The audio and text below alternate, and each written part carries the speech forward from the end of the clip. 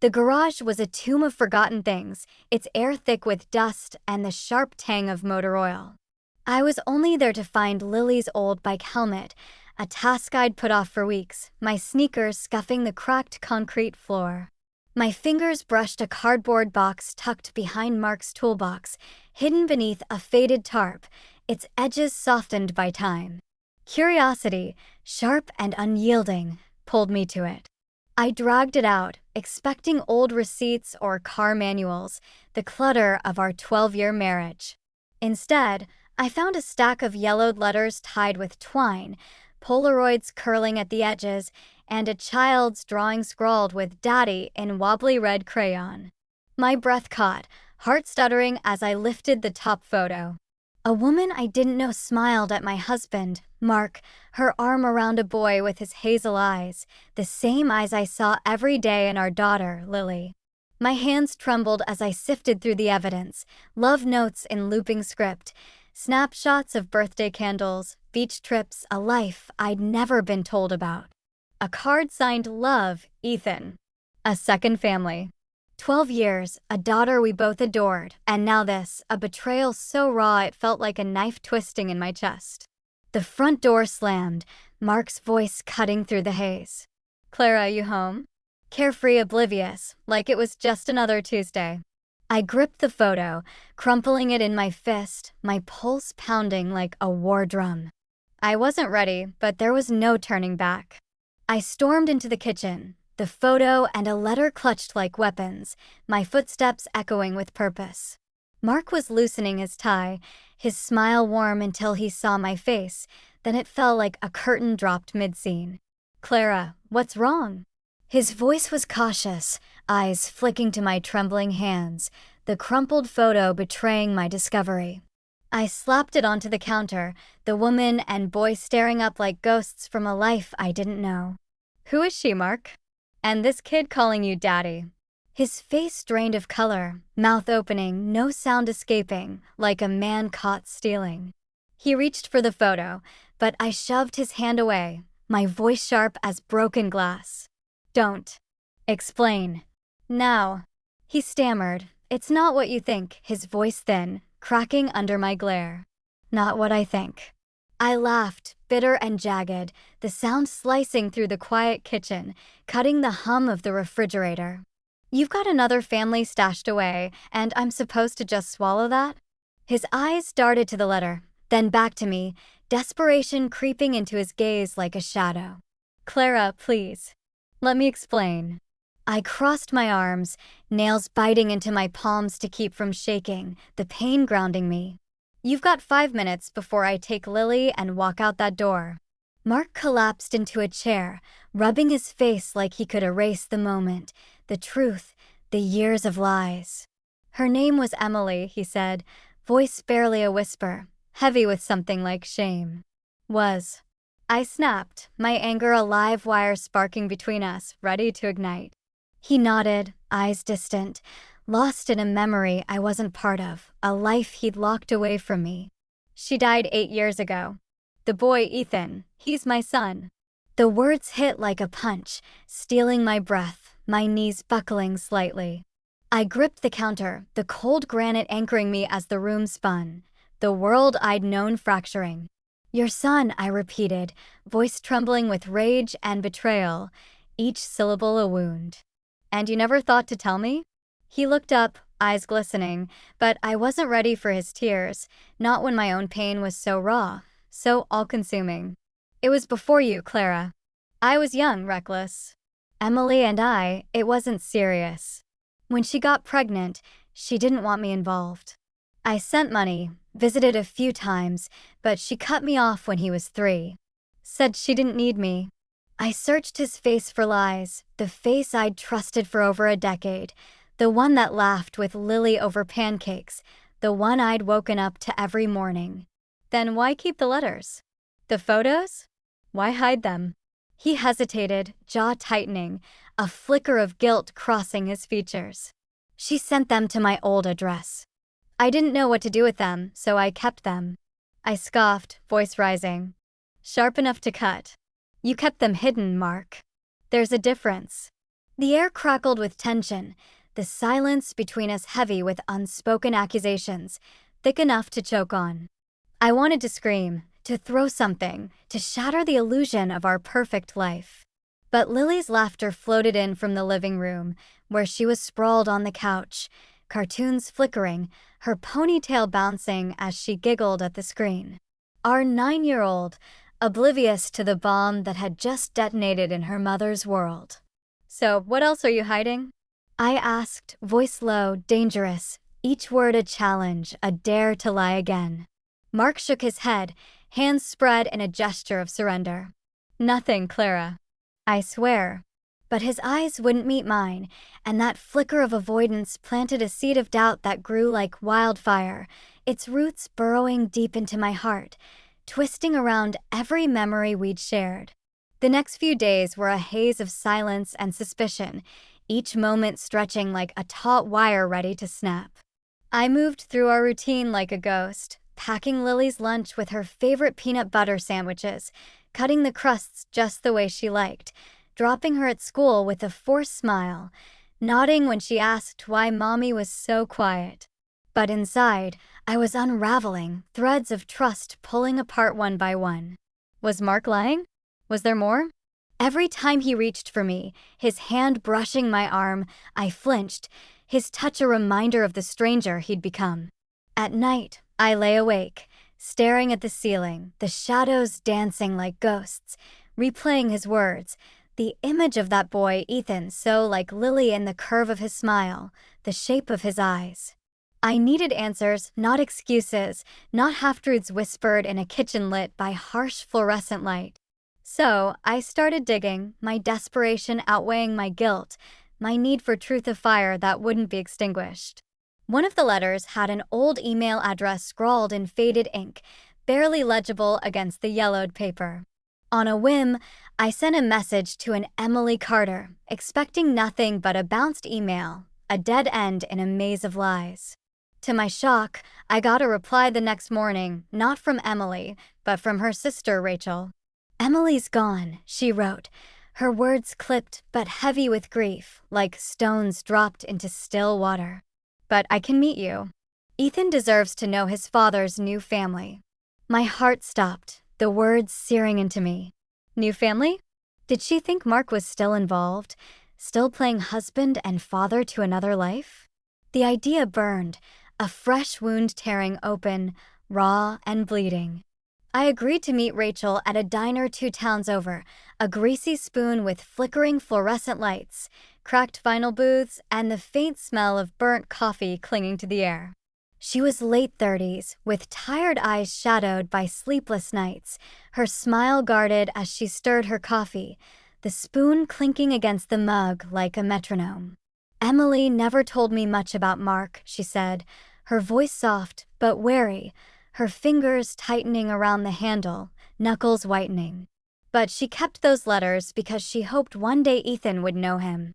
I frowned, my fingers gripping my own mug, the heat searing my palms, grounding me against the storm in my chest. Mark said she cut him off. Rachel's brow furrowed, her spoon pausing mid-stir, her eyes narrowing slightly as if weighing how much to reveal. She did. After she found out he was dealing.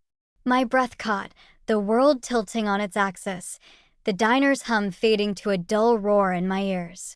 Dealing? Drugs? Rachel nodded, her gaze searching mine for a reaction, as if gauging how much I could handle before breaking. Small-time stuff, but enough to scare her. She didn't want Ethan around that. I felt sick, the coffee turning bitter in my mouth, my stomach churning like I'd been poisoned. Mark, a drug dealer?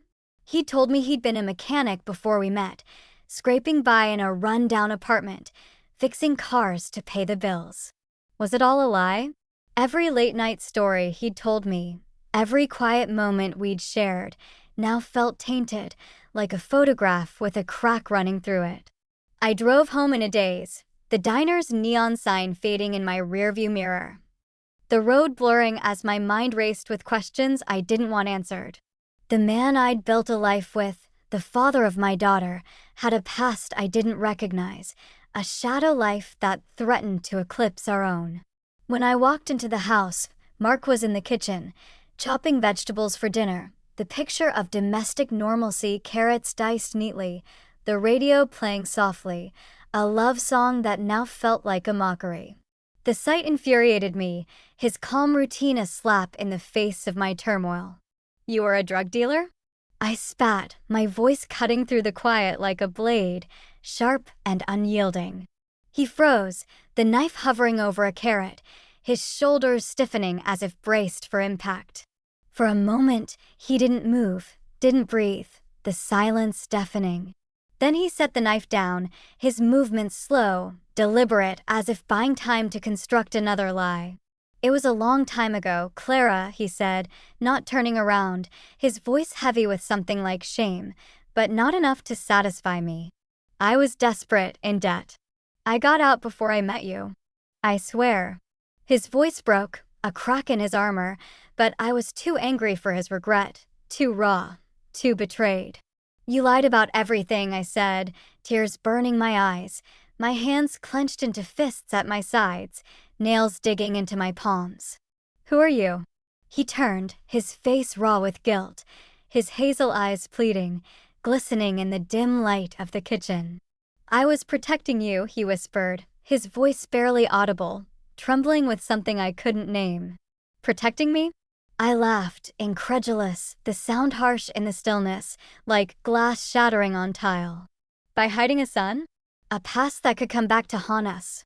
He stepped toward me, hand outstretched, but I backed away, my heart pounding like a caged animal ready to bolt. "What else aren't you telling me?" I demanded, my voice shaking with a mix of fear and fury, the weight of his secrets pressing down on me, suffocating. That's when the twist came, the one that turned my world upside down, shattering the fragile trust I'd been clinging to like a lifeline. Mark exhaled, his voice barely audible, as if the words were being dragged out of him against his will. "Ethan's not just my son. He's in danger." I froze, my anger replaced by a cold wave of dread that settled in my bones, chilling me to the core. "What?" I whispered, barely able to form the word, my throat tight.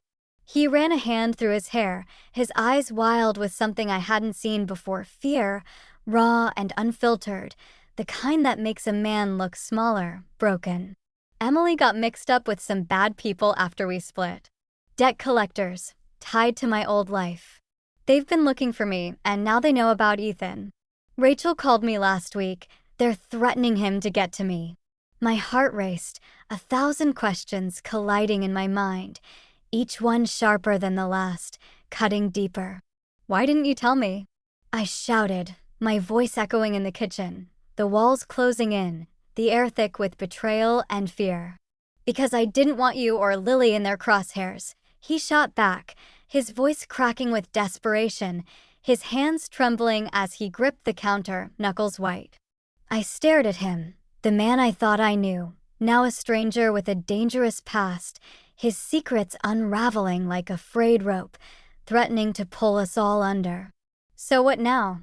I asked, my voice cold, barely masking the fear clawing at my chest, threatening to swallow me whole.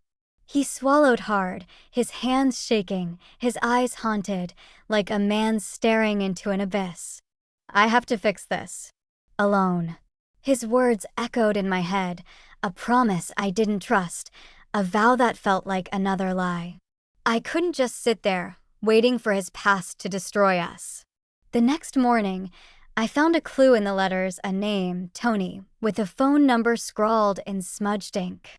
I called, my hands shaking as I arranged to meet him in a park far from home, where Lily's school bus wouldn't pass by, where no one would see me unraveling.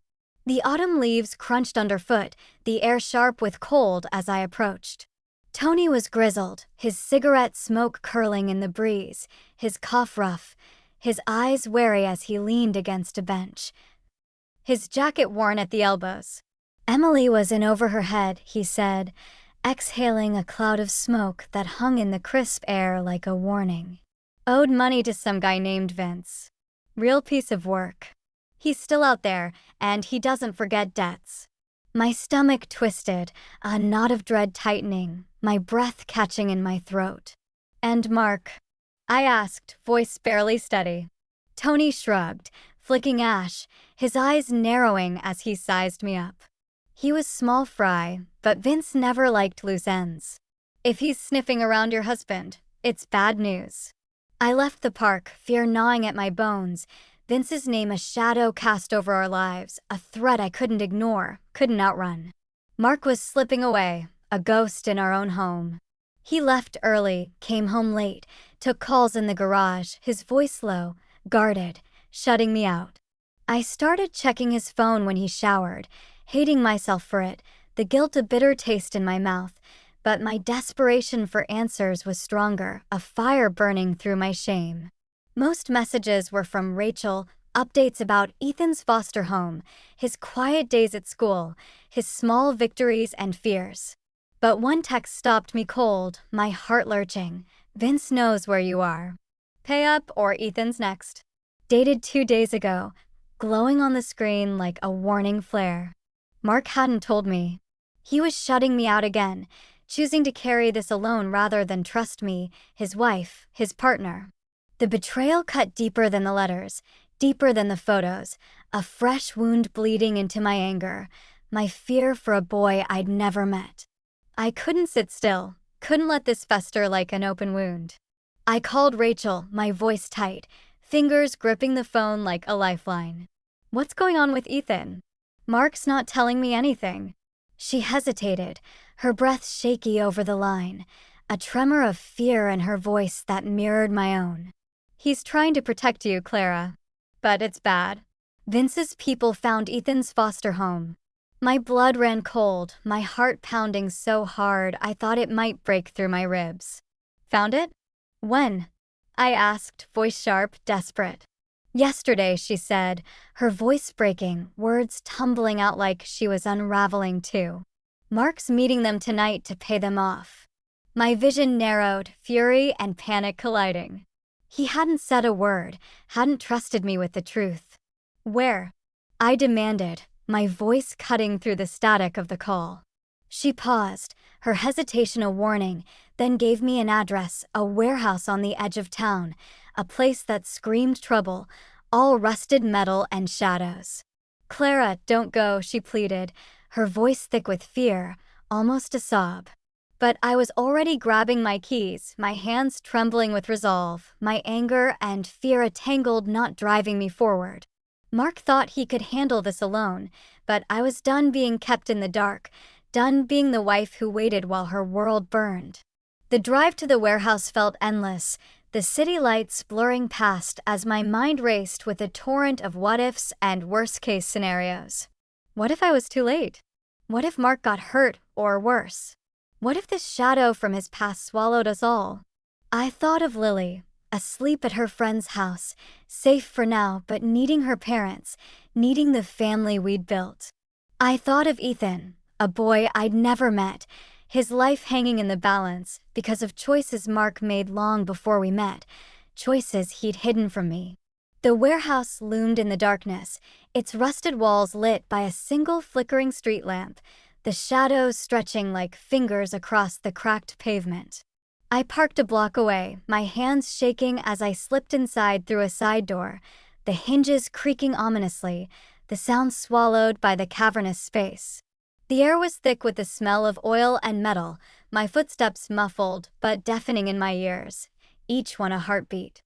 I heard voices, Mark's, low and tense, and another, sharp and mocking, dripping with menace. I crept closer, hiding behind a stack of crates, my heart pounding so loudly I was sure they'd hear it, my breath shallow and ragged. Mark stood in the center, a duffel bag at his feet, its zipper glinting in the dim light, facing 2 men. One was tall, with a scar across his cheek, Vince. I assumed, his presence radiating menace, his eyes cold and calculating like a predator's. The other held a knife, its blade catching the dim light as he toyed with it, flipping it between his fingers with practiced ease, a smirk playing on his lips. "Clara, get out!" Mark yelled, spotting me, his voice raw with panic, his eyes wide with fear, pleading for me to run. I froze, my body screaming to flee, but my fear turned to resolve, a fire igniting in my chest. "No more lies," I said, stepping into the light, my voice steady despite my racing heart, my hands clenched into fists to hide their trembling. Vince smirked, his eyes glinting with amusement, his lips curling into a cruel smile. "This your wife? Cute. Got more fight than you, Mark." Mark stepped forward, fists clenched, his body tense like a coiled spring, ready to snap. "Take the money and leave Ethan alone," he said, voice low, dangerous, but trembling with desperation. Vince laughed, a cold, hollow sound that echoed in the cavernous space, chilling the air. "Money's not enough anymore. You owe me for years of running, for thinking you could disappear." Time slowed, the world narrowing to the glint of the knife, the tension in Mark's shoulders, the smirk on Vince's face. The knife-wielding man lunged at Mark, the blade flashing in the dim light. Without thinking, I grabbed a metal pipe from the ground, its weight cold and heavy in my hands, and swung with all my strength, catching the man's arm with a sickening crack. He cursed, dropping the knife, clutching his wrist as it hit the concrete with a clatter that echoed like a gunshot. Mark tackled Vince, the duffel bag spilling cash across the floor in a chaotic flurry, bills fluttering like leaves in a storm.